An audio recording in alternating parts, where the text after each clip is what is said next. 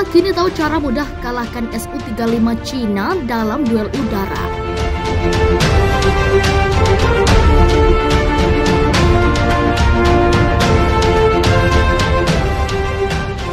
Ada hikmahnya juga Indonesia tak jadi beli Su-35 lantaran bisa diantisipasi Cina. Karena Cina yang sering mengganggu Natuna Indonesia juga memiliki Su-35. Cina bahkan menjadi pelanggan pertama Su-35. Sebelum adanya niatan Indonesia membelinya. Cina sendiri membeli Su-35 pada November 2015 saat Rusia baru saja memakai jet tempur ini. Uang senilai 2 miliar dolar AS digelontorkan Cina untuk membeli 24 unit Su-35 paket komplit.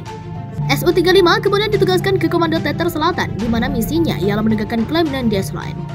Dikutip dari Air Force Technology, sebab Cina memiliki Su-35 lantaran mereka ingin menjiplak teknologi Flanker E.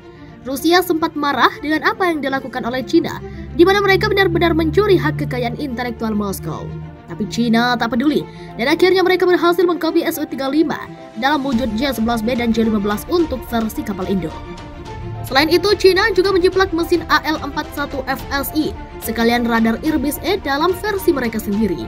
Herannya hasil rancangan Cina lebih baik ketimbang Su-35, karena merasa yakin dengan hal ini, pilot tempur Cina sesumbar jet tempur produksinya lebih baik ketimbang Su-35. Rusia meminta Cina membeli beberapa skuadron Su-35 sebelum mendapat AL-31F, kata seorang sumber kemenahan Cina dikutip dari SCMP. Kecuali radius tempurnya yang lebih jauh, radar, sistem navigasi dan komponen elektronik lainnya pada Su-35 kalah daripada pesawat Cina seperti jet tempur J-16 dan J-20 tambahnya. Meski demikian, memang tak ada promosi yang bilang dagangannya kecap nomor 2. Adanya nomor 1, di mana Cina mengklaim produknya bagus adalah hak mereka. Tapi belum tentu juga Su-35 Rusia jelek. Namun pendapat Mesir yang juga sudah menggunakan Su-35 nampaknya bisa dipakai Indonesia untuk melawan flanker Cina.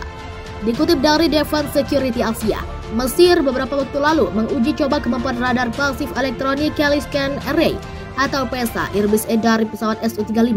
Sebagai lawan tanding Su-35, Mesir menerbangkan Rafale miliknya dengan mengaktifkan mode pertahanan Spectra. Spectra sendiri merupakan sistem pertahanan Rafale yang membuat jet tempur tersebut tahan banting di medan pertempuran. Salah satu bagian dari Spectra ialah Electronic Countermeasures atau ECM yang berguna menjamming radar lawan. Ketika Irbis E dan Spectra diadu, maka Mesir tahu hasilnya.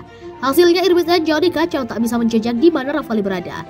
Spectra berhasil mengacak-acak kemampuan Irbis E sehingga menghasilkan keunggulan first lock, first shot, first kill bagi Rafale. Setelah adanya uji coba ini, Mesir akhirnya memutuskan membeli lagi Rafale sebanyak 30 unit. Secara tak langsung, Mesir memberitahu Indonesia bagaimana mengalahkan Su-35 Cina dengan Rafale yang hendak dibeli. Batalnya pembelian Su-35 membuat tak sedikit pemerhati militer di Indonesia agak cemas, karena Su-35 dinilai pas mengisi slot Heavy Fighter Indonesia. Apalagi Indonesia sudah mempersiapkan semuanya untuk menyambut kedatangan Su-35. Su-35 rencananya akan menggantikan armada F-5 Tiger II TNI AU yang sudah dipensiunkan.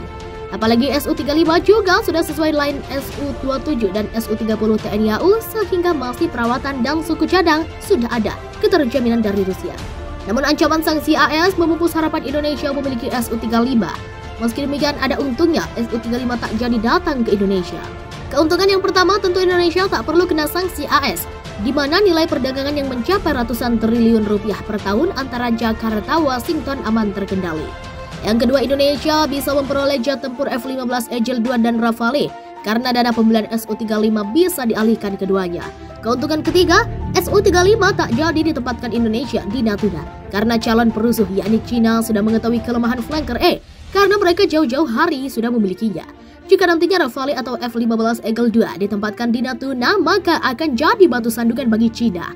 Untuk F-15 Eagle II, jelas ia bisa menandingi Su-35. Namun rupanya, analis barat masih ragu dengan kemampuan Rafale melawan para penempur Cina. Dikutip dari Military Watch Magazine, majalah militer kenamaan itu pada 2020 lalu sudah memperingatkan akan kemampuan Rafale yang tak cocok bagi Indonesia. Mereka menyebut Rafale tak mampu melakukan patroli jarak jauh, di mana Su-30 dan Su-35 unggul telak dalam hal ini.